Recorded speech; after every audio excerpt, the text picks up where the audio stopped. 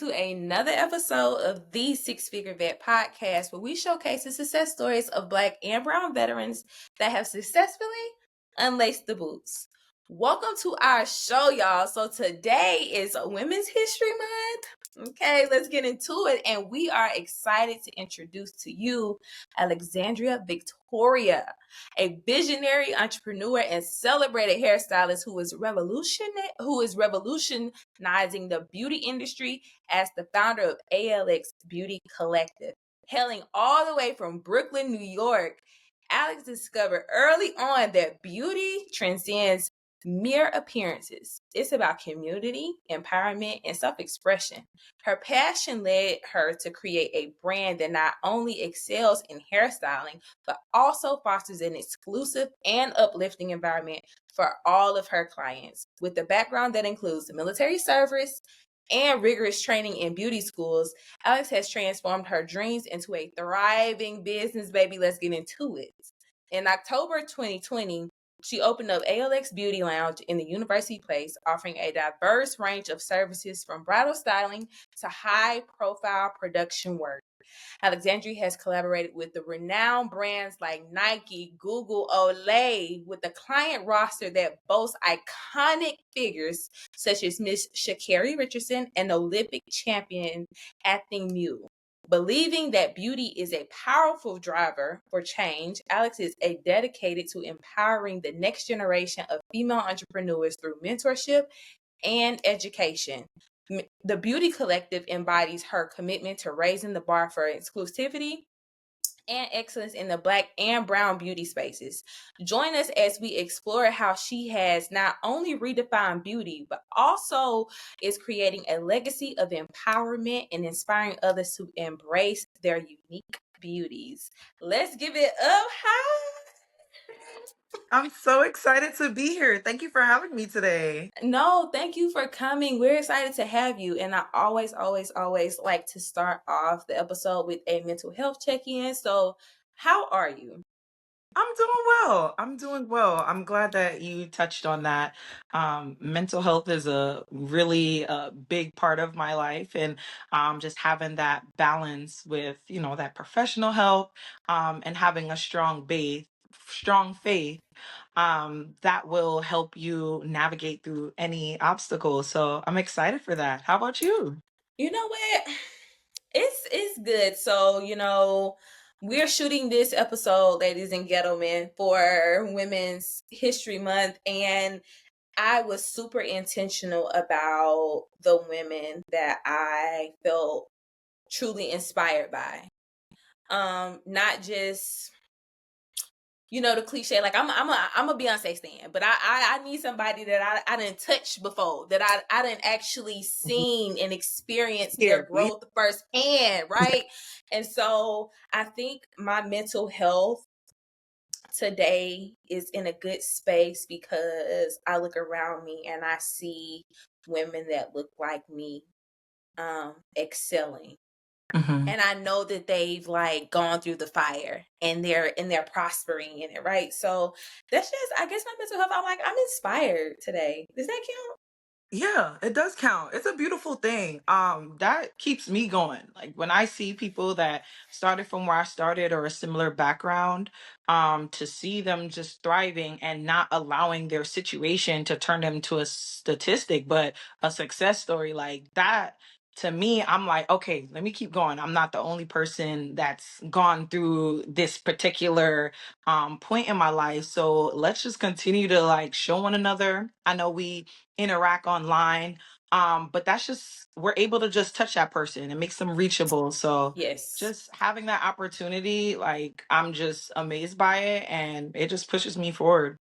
Yes. So you said, not becoming statistics and how easy it is to fall into your surroundings. Give us a little backstory about who you are. Give us a little backstory. Let us into the Brooklyn side. Ah. So yes, I'm from Brooklyn, New York. You already know.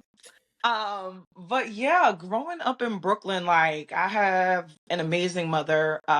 She is a pastor, and I'm grateful for her. She pushed me so hard, prayed for me throughout my entire life. But we do have our surroundings, our environment, where it's easy to be swayed in different directions, especially when, I didn't know who I was at the time. So struggling with that.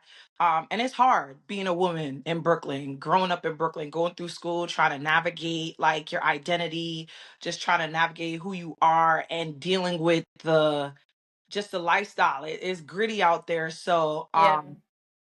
it it was easy to really kind of be boxed into that mindset. Yeah. And I knew like I just had to get out.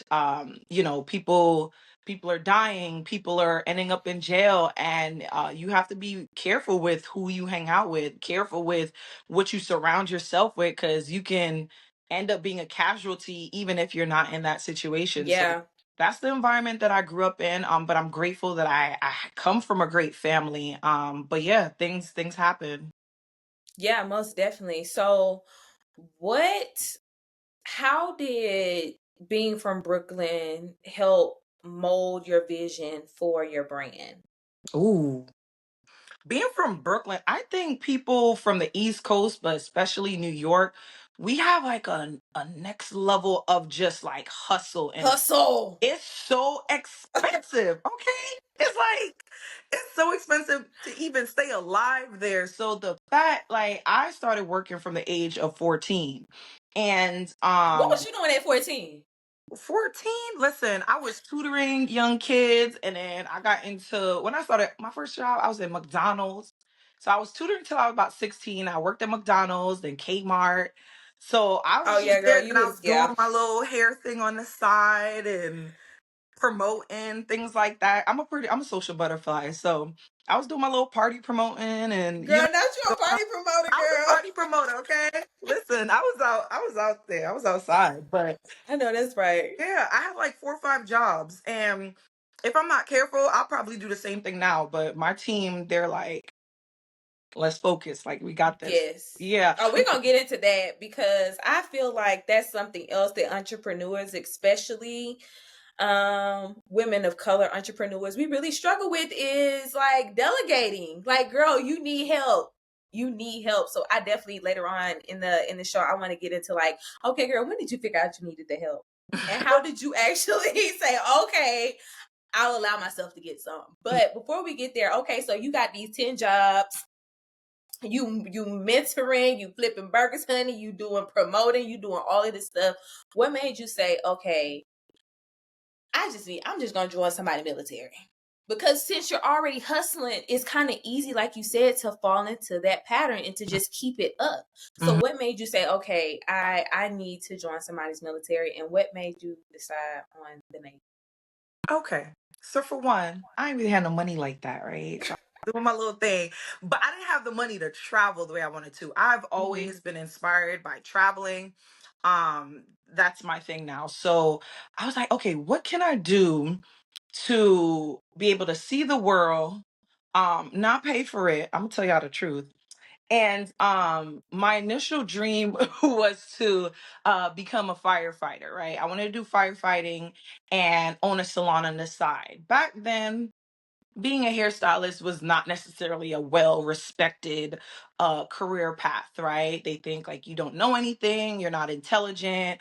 Oh, I could curl some hair and then that's it. But I said, okay, if I join in, I have like a stable city job because I come from a line of doctors and nurses. Um, Wow. yeah, my whole family's in the medical field, so I'm like one of the few creatives. Hey, uh, but Oh, unicorn. right? So I said, okay, I'll have that stability of doing firefighting, and then I have my salon on the side of Brooklyn. That was my initial dream, to open one up in New York.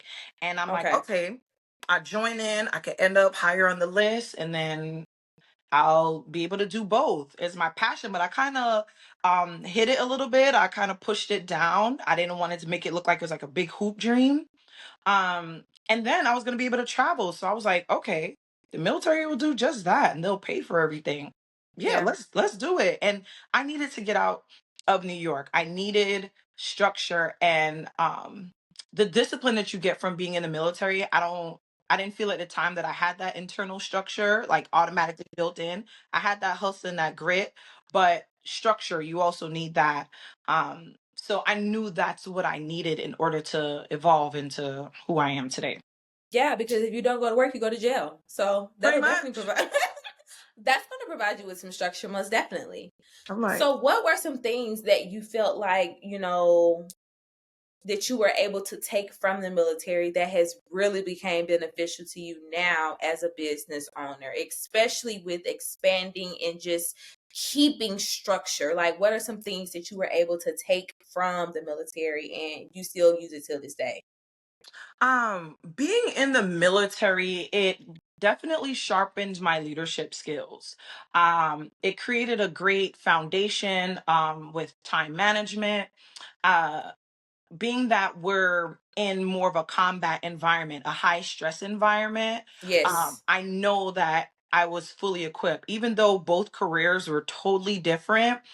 Being in a high stress environment now, when I'm working on someone's wedding, when we're working on set doing a photo shoot or a commercial, that's pretty high stress. It's millions of dollars on the line and we have to do things in a certain timeline. So Yeah. that really helped me and it taught me how to delegate. So I was able to develop those skills and I really honed into it once I joined the beauty industry.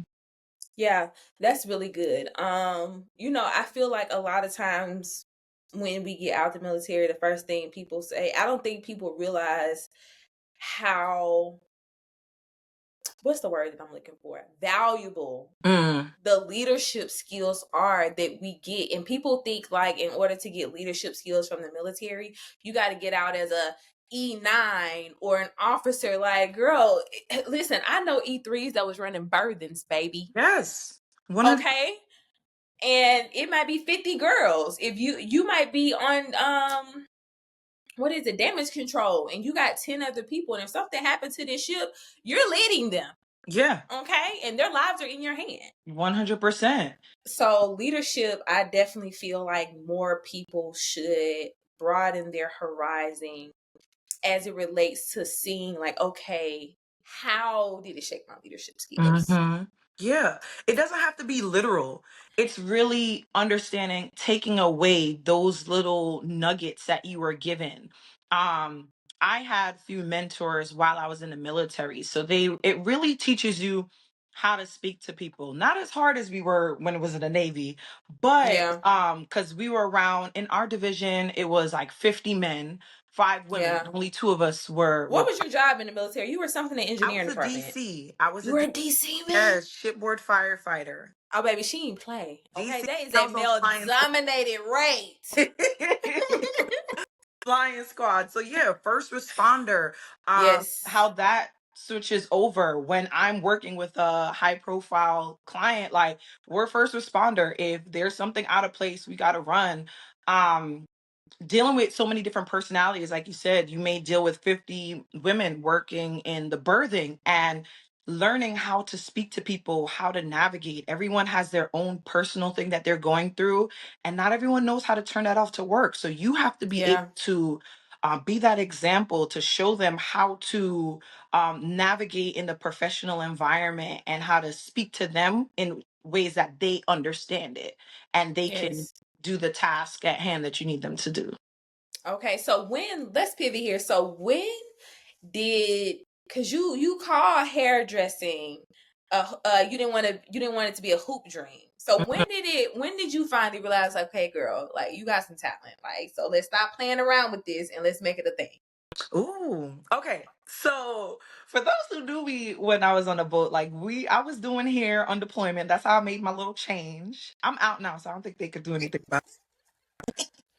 But I was not spending Not my you check. making the You side, hear trying to side job on these people boat. me? I was doing a side job. We had hair, nails, everything. And I had a shipmate, Heather. She gave me my first pair of shears. So those are scissors for hair. but we call them shears, and an apron that had like my little nickname on it. And she was the first white girl to let me do her hair. And she was like, listen, if you're going to be out there in the big time, you got to learn how to do my hair. And I said, thank you. So we were practicing in the birthing, and I would do everyone's hair at the time. We were sewing in the little tracks, gluing it in. And I said, okay, I have something there. And when I got out and I started taking my little house calls, because I started off as a kitchen stylist, right? Ain't nothing wrong with it. Um, she really pushed me, and she was like, hey, I know you would love this school. Like, check out Aveda.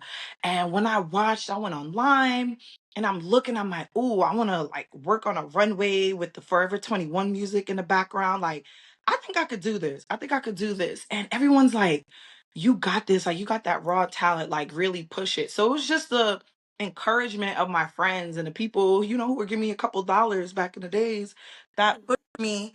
And I'm like, you know what? I'm I'm really happy to do this. I could do this and not get paid. I could do this in my sleep, and just Yeah. seeing the transformation and how it made people feel. Like, I said, okay, I have something in me that can really transform lives. I want to see how far I can go with it. I know that's right. So Hmm. I want to get down to the nitty gritty because I feel like a lot of times when we hear these success stories, it's like they skip the part. They go from feeling motivated to just the success. Like, okay, bam, I had this moment of motivation, and then it just and then I worked hard, and then it happened. Okay, so walk us through the nitty gritty. Okay, so you got this feeling, you were able to start practicing. Did you automatically have in vision, have in mind, like, okay, I want to own my own shop one day? Or how did you work your way to becoming your own boss? Mm. No, it was an instant success. It was years and years of failures. Say that again.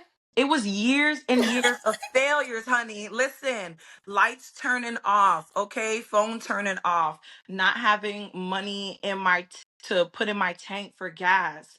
Um, it was a lot of that. It was many sleepless nights, crying, wondering, did I make the right decision? Like, I'm used to this stability, and now I really have to push. Oh my gosh, like I burned somebody's hair off, or I cut it like lopsided or something. It's so many things that came in the way. And I'm sorry. I love y'all. Thank you for allowing me to practice on you. So I'm good now. Come back. No, I'm joking. But it was so much, and people like really doubting um my ability to go to the next level. So a lot of times I was about to throw in the hat, the throw in the towel, and it was my support system that really, really pushed me to do it. So yeah, it wasn't overnight. Yeah, because that was going to be my next question. I think, people, you hear that, you have to go through failures, but when you're going through them, it really is a character defining moment when you don't quit. 100%. Like 100. it's especially when you're feeling like, okay, I might not be where I want to be yet, but then when you start like you said, like you messed up on some style sometimes, like to not take that and to internalize it. How did you not quit? What made you say, girl, just get up, just keep pushing? Mhm. Was it you talked about your support system? Was it those people in your corner like, okay, hey, you had a bad day, get up, chin up, chest out? 100%. 100%. At the time, I had some stylists that really pushed me. I was big on mentorship. Like, no matter what point in my life, I always made sure I had a mentor who was successful and at the place that I wanted to be. Oh, So that's good. yeah, in the military, I had that. Um, LSC Lewis, she's retired now, but yes, we met on my first command, and she was a major push for me throughout the years. MMC Turner, these women that I started off in my first command, they were the ones when I was testing out my product line, ALX Beauty Collection. um they were the ones trying out products, seeing, telling me what works, what didn't. And they motivated me in every stage of my life. um I started off at a salon just as a junior stylist. It was probably about 50 of us there. And then once I transitioned there, I went to my own studio. I was in a little 10 by 10 room. And then I was offered a position to manage a new salon, upcoming salon in Washington as well. And I did that for a while until 2020, when I decided, in the middle of the pandemic, I know that was crazy. I Listen, that wanted pandemic gave us all type of hope. Like if I don't die, I'm gonna just do Listen, whatever I want to do. listen. At that point, like, life is fleeting. I'm like, I have to do something, because when Yes, you put your all into someone's hands, your life, your livelihood, the pandemic showed you like that can go in an instant. in an So I instant. needed something where I knew the level of grit and hustle that I had in me. And I'm like, I'm not gonna stop. I had no choice but to Yeah, succeed. I had no physical relatives out here in Washington. So when you're faced with that, there's no stopping. yeah, exactly, exactly. I 100% agree, and your resiliency just shines through. I remember, um, during the pandemic, watching like you documented you building your salon, you documented like being in there by yourself, painting the walls and putting in wash bowls. And I'm like, go, Linda, go, go, go. And it was really inspiring to see. What were some challenges that you faced while building your business? Because you said you started building this business during the pandemic, right? So what were some challenges that you faced while building it and overcoming them now? Is there anything different that you would have did during that process? Mm. Okay. So, with me painting the salon, shout out to my dad. He had passed a couple years ago. But I'm grateful for him, because as a young girl, he taught me how to do all these handy skills. And I didn't have the full means to do it during the pandemic. And I just went back to when I used to, he bought me a little toolbox and I didn't want to use that. I'm like, no, I want the manly stuff with the paint chips still on it. And I remembered that, and we built out the salon. Um, but the challenges during the pandemic, one, I wasn't sure what this was, right? Yeah, Everyone's like passing away, getting really, really sick. And I'm literally. like, okay, am I even gonna make it through it? Like, that was a real question that I asked myself. Yeah. And during that time, I had no job. Um, the salon I was managing at, they had to close down just with all the regulations going on. Yeah. So I took the skills my mom taught me from sewing. She was a seamstress back in Jamaica. And I was slinging masks. I would make them. I bought all these cute patterns, and I'm like, That's hey, that y'all want Brooklyn. these? See, I told you all them jobs worked out. And I started making masks, and I make it, and I had like one order from a hospital for 130 masks, and I stayed up for 24 hours and I made them. And I would drive around and people would purchase my mask, and though that gave me the money to really get the salon going. And I would do some people's hair. I would make sure I open up all the windows and 2 N95 mask on. I'm like, please just let me survive through this. But anything I was able to do, I did it in order to have the means to build that salon. Um, I wasn't sure what the environment or the economy was going to be. Like, were people going to come back?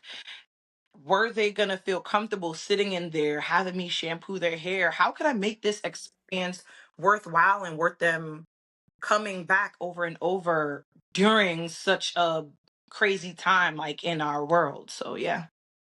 Okay. And I wanna Alex, I wanna backtrack a little bit because I feel like you are a unicorn in your industry. A lot of black hairstylists, they don't do Caucasian or straight hair. Mm-hmm.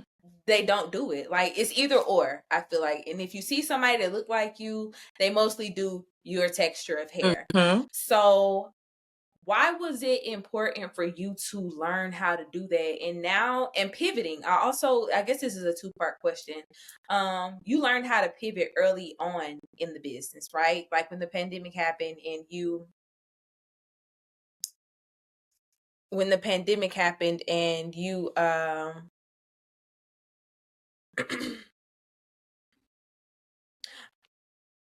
okay, when the pandemic happened and you end up having to start selling masks. Now at the level that you're at, what does pivoting look like for you now? So why was it important? So I guess the questions are, why was it important for you to learn how to do both grades of hair? And what does pivoting look like for you now that you're at the level that you are? So when I first, for me, I've always said this, hair is hair. And when you look at my family, we look so different. We Yeah. have, it ranges from lighter skin to deeper skin. It ranges from kinky curly hair like myself to wavier hair. And when I work on my clients, I look at everyone as my family. Because when you have your family, right, like you love on them, you cater to them, you take care of them. And that's what it is for me. It was slightly a personal thing, and I said, okay, I want to be able to work on any person in my family. And when I took that and it went over to just my clientele, I was like, okay, why should I treat people differently because of the way for the hair that comes out of their heads, right? Yeah. And my bonus mom, she was actually my first instructor in beauty school. She's like, you're putting yourself in a box just doing one thing. And I'm like, you're right. Like I'm leaving money on the table. No kizzy. So, of course, we all have different struggles, especially when it comes to entrepreneurship. What were some challenges that you faced when you decided, okay, I'm going to go into the beauty industry? Was it any challenges that like kind of pushed you further or made you more like hesitant, or like just kind of paint that picture for during that time frame in your life? Yeah, it was a combination of both. Like when I started off, I when I graduated Aveda, went to my first salon, and I was the only like self-identifying like black woman there. Um Wow. person. So, that was a challenge in itself, like dealing with that, introducing like a new set of clientele to them. So it was like a first because there was a certain aesthetic and I didn't fit that mold.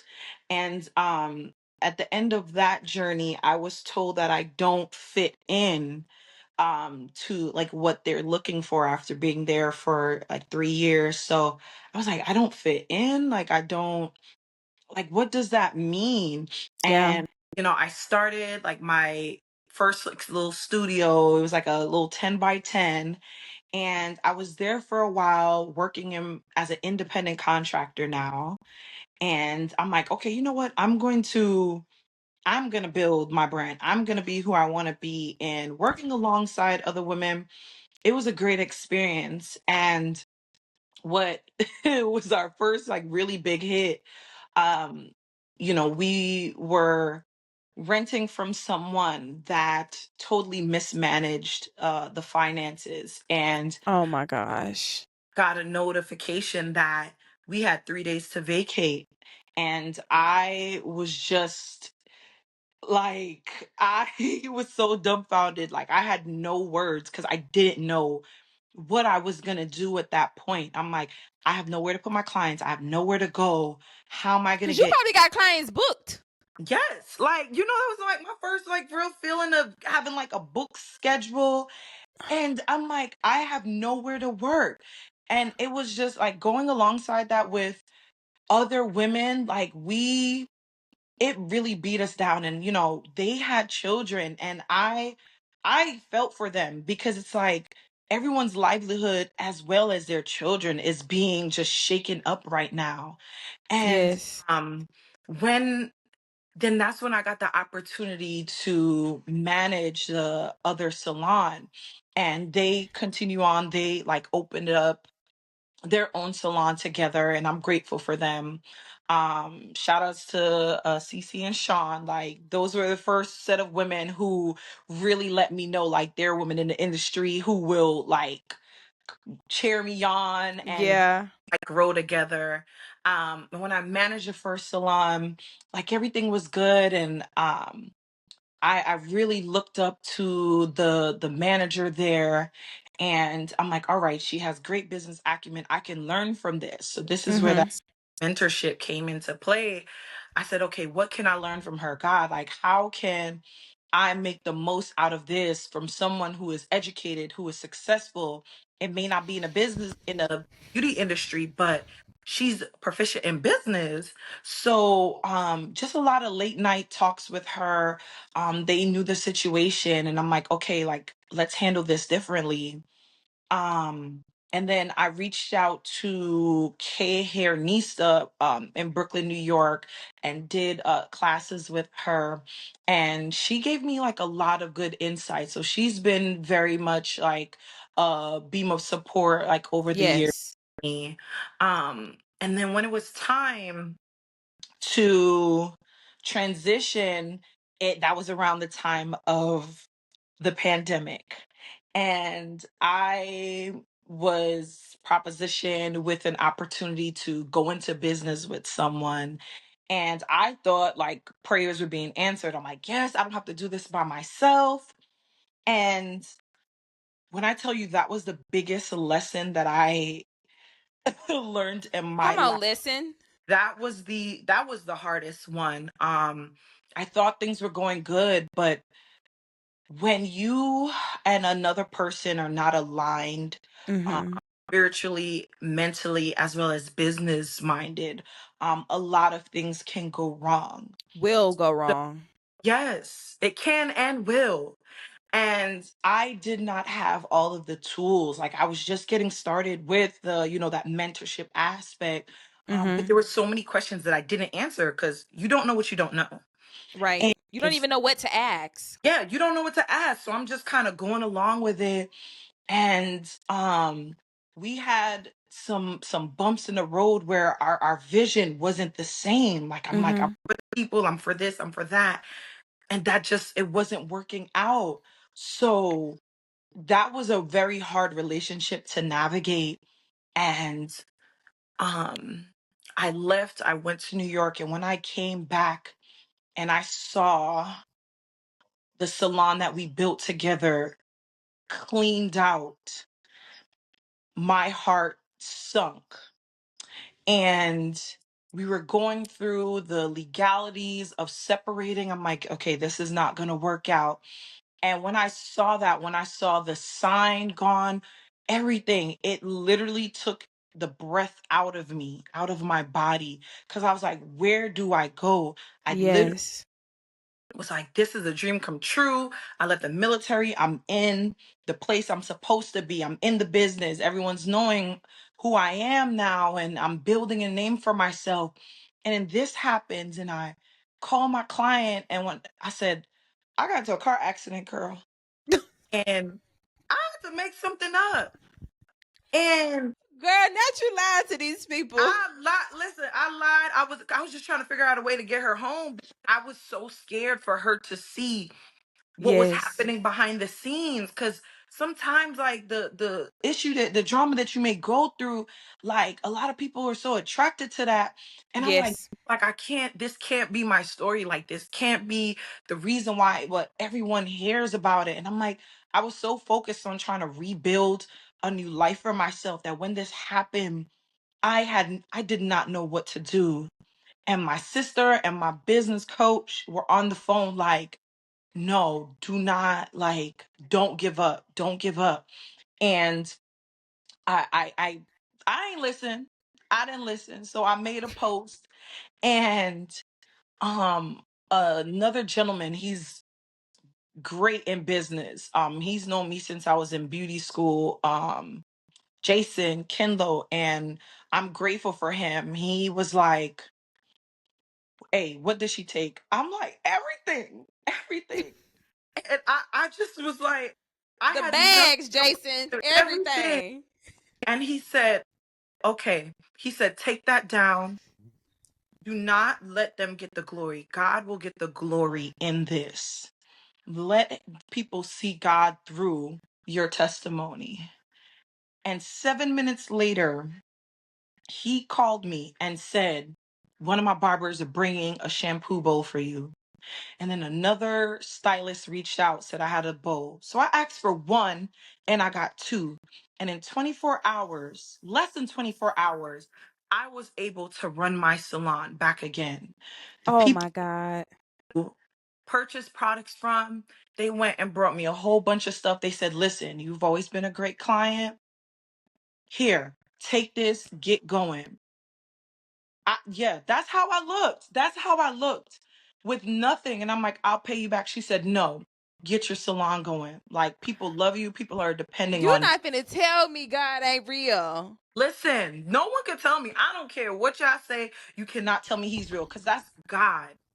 And everyone was like, get a GoFundMe. I'm like, no, I'm not doing it. And it was that pride Yeah. I had and my ego. And I was just so worried about how it would look like, oh, she's asking for help. She needs this. And oh, she didn't set herself up.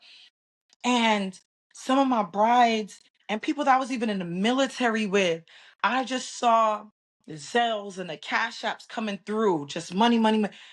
So one person sent me $2,500 and they said, get your salon back. And another one of my girlfriends, I haven't seen her since I left the military 8 years before that. And she said, get your salon back. And she put the anchor. And I was like, I haven't seen you in years. And it's people that I've seen all the time that didn't do anything. Not necessarily like I was It wasn't you like I was expecting it, but entitled. but Yeah. but girl. But somebody I served with, and she saw the direction I was trying to go, and she said, "Get your salon back." And when I saw that anchor, it made me so grateful that I was in the military because I wouldn't have met the many people, the beautiful friends, and the who are now family to me. Like I wouldn't have met them. Yeah. And in 2 months, I was able to get my salon back. No, that was 3 months because this happened January 3rd. I came back and saw the salon gutted. And April 22nd, we reopened. And I'm just so grateful because during that time, my clients were sitting on the floor. They did not care. They said, girl, take your time and we'll wait. And they just, oh, man, they were just so instrumental in me really moving forward. So that really almost broke me, especially when I put it out there and I saw the thousands of views because of that. And then when I rebuilt it, like you didn't see as much. And I'm just like, it was so discouraging at first. But then when I saw like the people who have my back, the brides I may have just met them one time Yeah. and they poured back into it. It's like, you want to be careful the way you treat people, the way you speak to people, because that could be the one thing that helps them to go another day. And because of my interactions with them, I was able to rebuild something that I thought I lost forever. I was In a gonna get moment's time. in a moment's time. All your dreams just went down the drain at that moment. And I'm just like, how God, how did I make such a bad decision? Like I thought I heard this, but that lesson then taught me to really get my business in line. So I'm grateful for that because if I didn't understand the holes that I had in contracts, if I didn't understand, oh, what to do if certain things fall through or you may not align with your business partner, if I didn't have someone to coach me, I Mm-hmm. wouldn't have known how to build back up from that.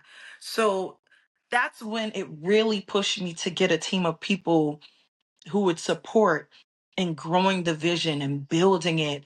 And it just taught me that much more when it came to business, and it pushed me when it came to perseverance. So you may have some pitfalls, but it's not the end all be all. Like there's more, you got to keep going. And when you know your purpose and why you're here and what you want to do, like that should fuel you even more. So Yeah.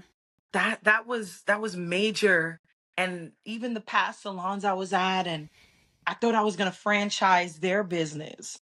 But God was like, no, that's not what I have for That's not you. what I called you to I have do. my own.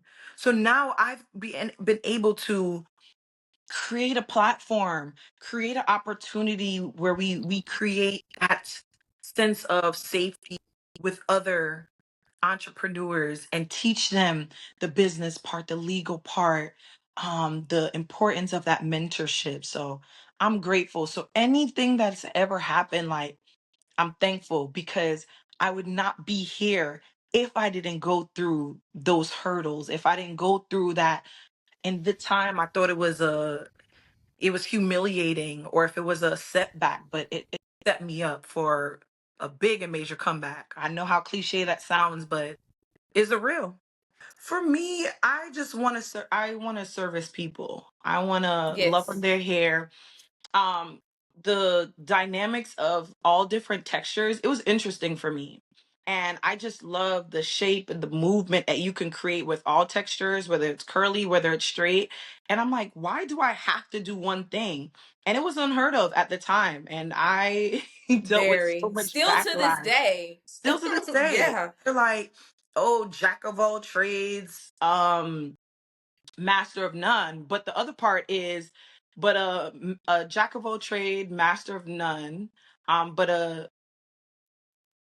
a master, what, a jack of all trades is better than like a master of none or something like that. I gotta look over yeah. it. But it's just better And I to. just realized that that was like an insult.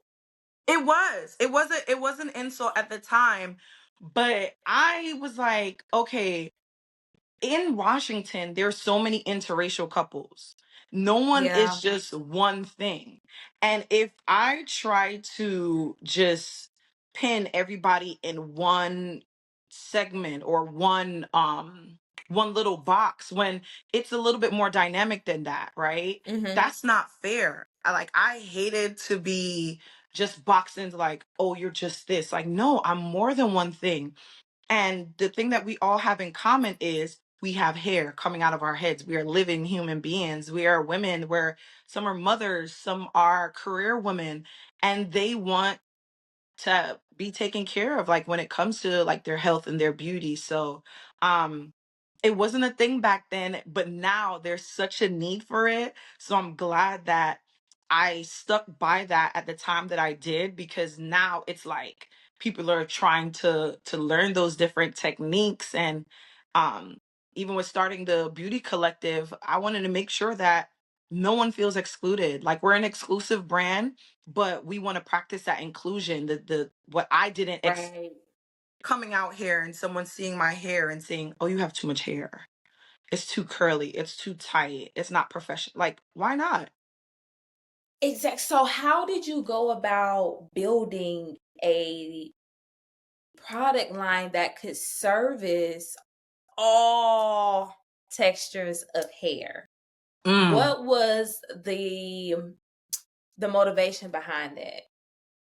The motivation behind it was, like I mentioned, walking into a salon and being told that it's too much, it's too difficult. And the feeling that I had, it's like someone just told me I'm not enough, or Yeah. I'm problematic because of the way that God made me. Mhm. That did something to me. And I said, I will do everything in my power to make to not be a thing moving forward with, whether it's women, whether it's men, whether it's young girls. Because growing up, I didn't love my hair. I was putting relaxers in I don't have a problem with relaxers. I do them as well, but it stemmed from a place of self-hate, Yeah. right? Yeah. And for me, encouraging to women and men and just young girls and boys to have a better relationship with their hair, I wanted to create a line, a product line, a hairline that supported that self love, that supported that pride in how we look, who we are, Yeah. but in the most healthiest of ways. Yeah. And no matter what you look like, Hmm. no matter what you look like. So, let's get into this expansion, honey. Okay, because you're a household brand name. Okay, let's get into it. Don't it sound good, sis? That do sound good. You heard that? So, how did you begin to expand your brand? How did the doors start opening up to the big brand deals like Nike, like Google, like Olay as a hairstylist? How did you end up positioning yourself as a business, as a woman-owned business, as a Black woman-owned business at that, okay, to get into some of these rooms, to get into some of these deals? Yes. Okay. Great question. It was after the pandemic, like a year after that, when everyone started coming back. When I tell you, people were just rushing in there. So we were just doing color corrections left From and right, home like boxes. crazy. Because everyone was doing like the box colors at home and just Right. going in their hair. And they came back and was like, "Fix it, Alex." And I'm like, "Me? Okay." So shivering in my boots in the back, but I came Baby, we back finna to the put this front. train into use. And I got it together and I went back and I said, okay, we can do this. In my head, I'm screaming though, but it's okay. But after that first year, after the pandemic and I saw the substantial growth, I was encouraged to get a business coach. And I said, okay, we're going to brand this and take this seriously. And I had my little logo. So when I got it professionally done, got a branding coach, we really just did a whole overhaul of everything. And she had me write up a business plan. I took some things that I wanted from beauty school and I said, okay, I had this plan. How have I evolved over the years? And what do I want to see in the future? Yeah. And when we ironed all of those details out and I rebranded, I realized who my target audience was and we just went for it. And I said, I want to be a household name. And for you to say that, like everything came into fruition. So, Yes. um, we just kept working on the smaller details. So it started off as like one person helping me out. I had business calls with her. Any little check that I got, I said, okay, I scheduled my time with her. Invest in a coach, everyone. Invest in a coach, business coach, and a mentor. You cannot do it by yourself. Because I had a lot of advice, whether it was financial or business advice from people who were just throwing things at me. And it was just all over the place. And that's Yeah. okay, but when I decided to take it seriously, she really helped me to organize everything and get the brand together. And then I worked throughout the years and I had some obstacles um while partnering with some people. And I think that's where discernment comes in. Learning who's on your side, who to work with, who is going in the right direction that you're trying to go in. Um but when I reopened, I actually got a call from Netflix to do Love is Blind. And they offered me something and I was like, I just opened up, like I can't do it. It just wasn't the amount that I wanted because Yeah. I was like, I gave my all into opening this And salon. let's pause there. Y'all see how she denied something no matter the name because she knew her worth? She said, I needed more, and that's not what I wanted. That's not what I needed. Clock that Listen tea. here, say your words. Yeah, I turned it down and I was like, is this a big mistake? Because I was like, oh, that would be nice to see my name on the credits. And we're in an era where clout is a thing. It You just is want a name call. And I'm like, well, clout doesn't pay my bills. When you at have your all. lights shut off, I don't care about clout, okay? I don't care Can about you following. cash clout? Can you cash clout? No, they said no. What they told you? Because it didn't happen. That's the Brooklyn in me. Like, no, it doesn't work. It's not feasible for me. Once again, I'm by myself out here, so I could not depend on that clout. So I turned it down, and I was telling my sister, she was like, "No, you're fine." And not even 3 weeks later, I they reached out to me, a production company reached out to me, and they said, a makeup artist referred you. So I've worked alongside her one time, and I also did her hair. And they wanted someone who worked on diverse clientele because they were running into the issue of someone who they either only do wigs, they only do natural hair, they only do straight hair. And they were like, "We heard you do everything." And I was like, "Well, yes, I do. Yes, I do." And at that point, I was so excited, and I called her and I was like, "Hey, they gave me a call. Like, I thought I had to submit something for this, but I was so engulfed in like what I was doing, I didn't even think like, oh, I could really make it on this level." But they Yeah. reached out to me and was like, "We heard you can do this." Like, and they called me, and that was the first big one, the commercial and photo shoot with Alicia Keys and Athleta. And that's Y'all when heard her it, right. She said Alicia Keys. period. No. Yeah, so we did that, and she's actually one of my board of directors now, Sable Desiree.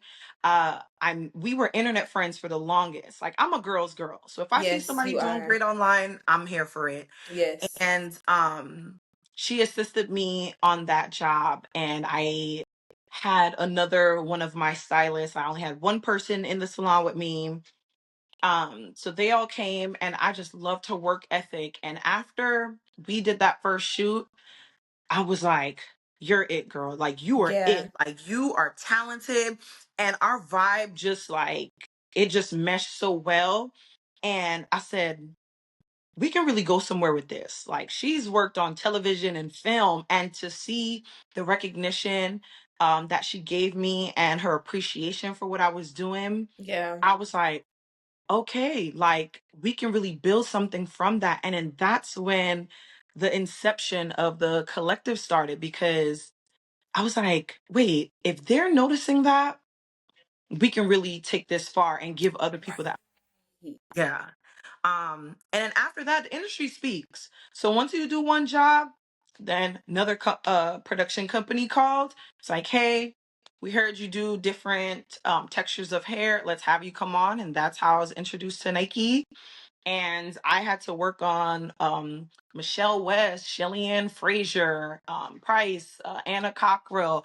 So these are like big wigs Big in names. female sports. Yeah.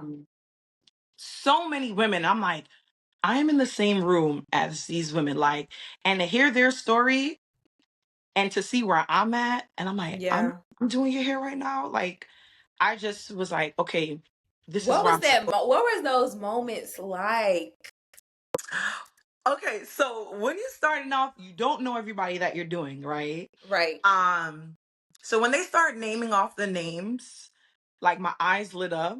No lie, I went to the bathroom and I called my cousin. I was like, "Guess who I'm doing?" So I did like a silent scream, and I was like, "I can't believe this." And Shelly, I love her. Like, I'm Jamaican, so I'm like, wait, I'm really around her. Like, Not trying to talking patois. listen. So I went, and then I got it back together. I said, "Okay, be professional." And I went, and it was just so surreal. Like, it didn't feel real until like she like posted it, and I was like, "Oh my God, this is really happening right I now." did that. I did that.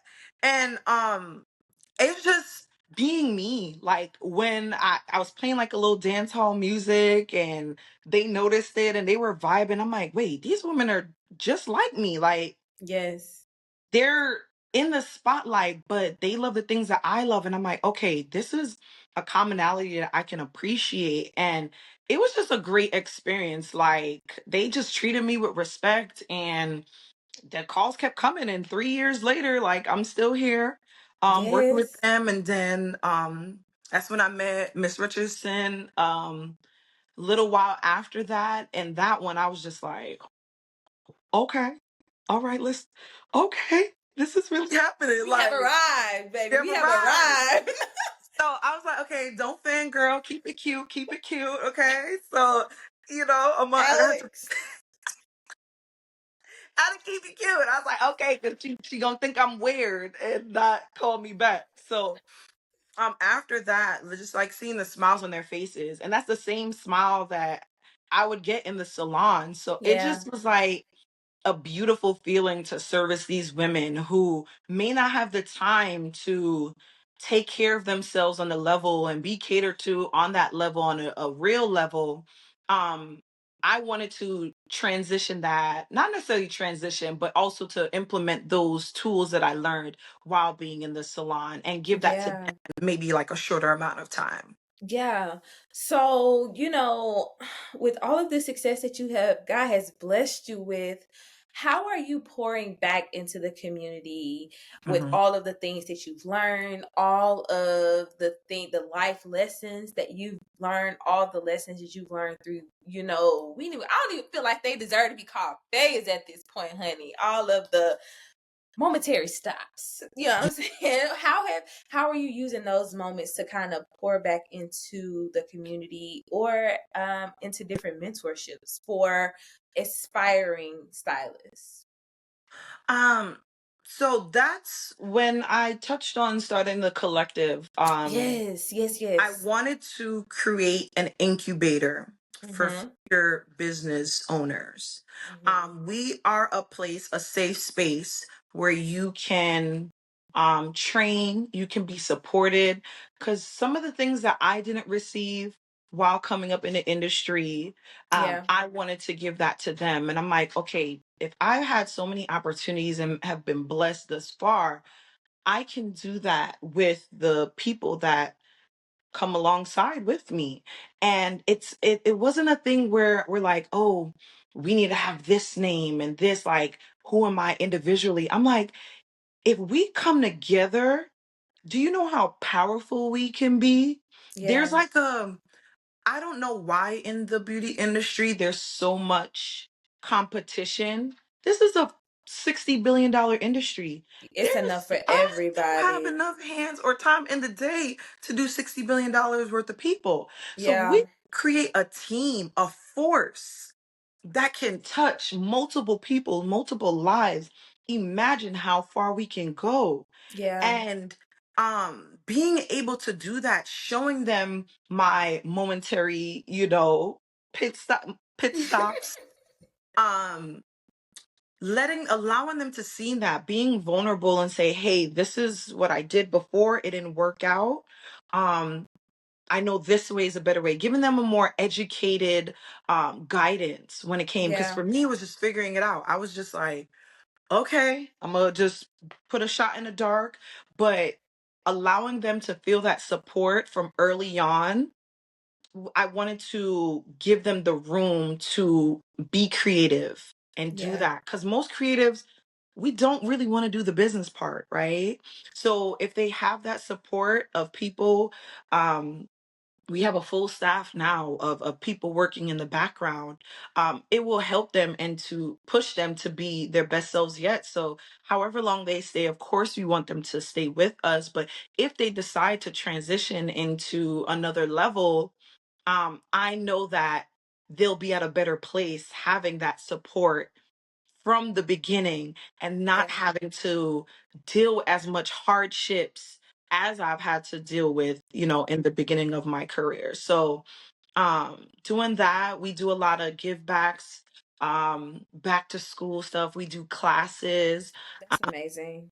and that really encouraged me also to wear my natural hair sometimes. Like, I'm here for the wigs and the weaves, but um showing my natural self to young women, young Yes, girls, that encourages them. Like, they see someone who is, as they say, successful, um look like this. Like, I want to yes. encourage them from their youth to be strong in who you are, have a Hmm. sense of self, have a sense of pride.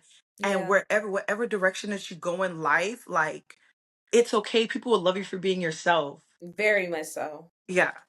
Very much so. Because yes, the industry talks, but those words matter. So I'm pretty sure if you weren't confident, if you had a really bad attitude, those words would have traveled as well. And some Mhm. of those doors would probably not have opened for you, no matter how great your work is. I think that your super optimistic attitude paired with your work ethic, paired with your skill, paired with your contagious positivity has also been a reason why you have thrived, baby. Thank you. No, Thrive. I'm grateful. It wasn't always like that. I used to feel Yeah. like I had to make myself small to blend in. Mm. And I want to tell anyone who's looking to start a business or a brand, don't ever minimize yourself. Be who you are. People know I'm loud, I'm extra. No, I'm not extra. I'm just enough. So know that Mm-hmm. you are just enough. You are all that. And people who are supposed to be in your life, they will be. They'll love you for exactly who you are. Because when you pretend, where you try to fit in this box of, oh, stylist should act like this, lawyer should act like this, a business owner should act like this, like it won't get you far. No, Authenticity is the biggest key to thriving in whatever that you do. 100%. So tell us what you give us before I do that. Give any female veteran, female active duty service member, entrepreneur, whoever you want to direct this one piece of advice to. Give us one gem to chew on from the Alexandria Victoria. So people who are looking to start their own business are already in it. Either or, whichever direction you want to go in for that Okay. question. So I'll give a couple few if that's okay. Yeah, go ahead. So before exiting, have a plan, right? I didn't have a solid plan. I just knew what I wanted to do, but have that. Figure out what you're going to do to transition, how you're going to do that, right? Mm-hmm. Um when you get people who are proficient in their skill set, if you are not the best at money, if you are not the best at marketing, find other talented individuals where you can share that space with. Find people who align with your purpose and believe in the vision that you have, and all of you help one another grow. There is no, you cannot be super successful without having a team of people around you who also believe in the vision. So make sure it's that. Have your why. Know why you are doing this and believe in it. And you say it to yourself every day until you make that happen. And when you do, create new goals for yourself. Um, for me, my faith has been the biggest thing. God has helped me throughout all my journey thus far. And I'm grateful because he has given me and empowered me with that sense of self to know who I am and why I'm doing this Yes. and how I need to impart in others, right? So if you have a team, know your purpose and make sure that you're also pouring back into them, because Yes. they, if you're helping them, they'll also help you and you'll just continue to grow. People believe in it. um and counseling, get counseling. For real. It For is real. not easy navigating into the civilian world, Mhm.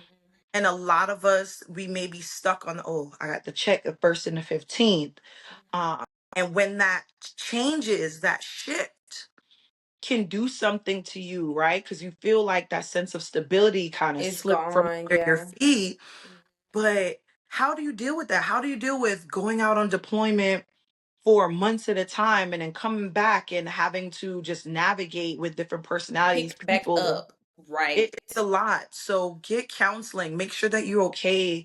Traumas that you've had, maybe from childhood, deal with that because it will pop up in business. You think it won't, but when you're dealing with different personalities, different obstacles, just your decision making, having a clear mind, a clear heart, that will help you to really thrive.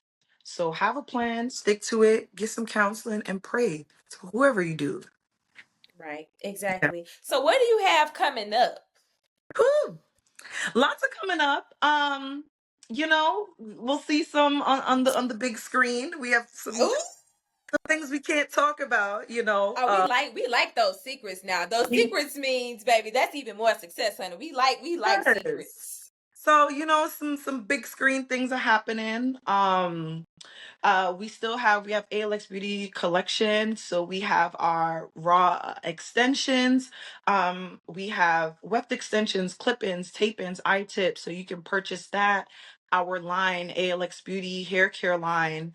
Um, Lots more speaking engagements, pouring Yes. back into the community, lots of more travel.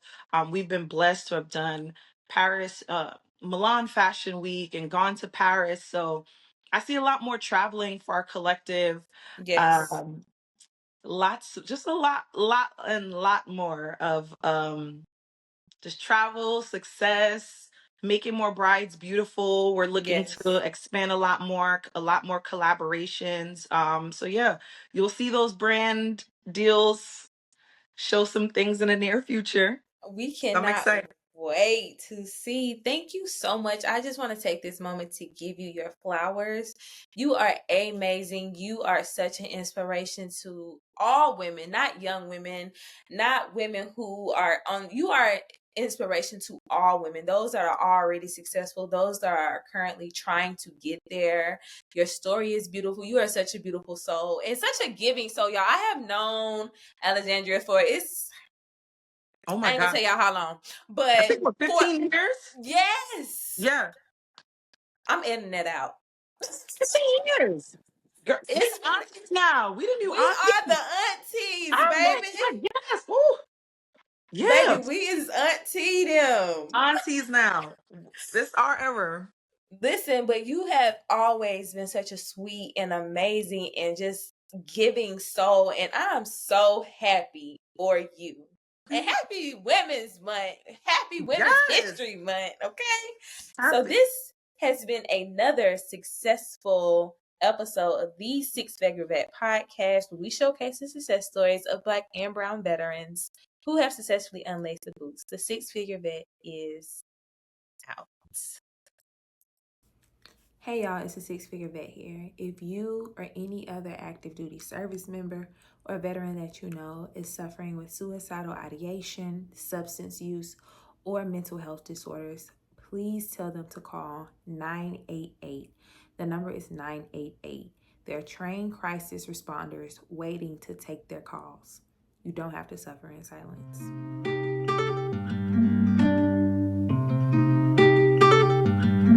Quantum Records.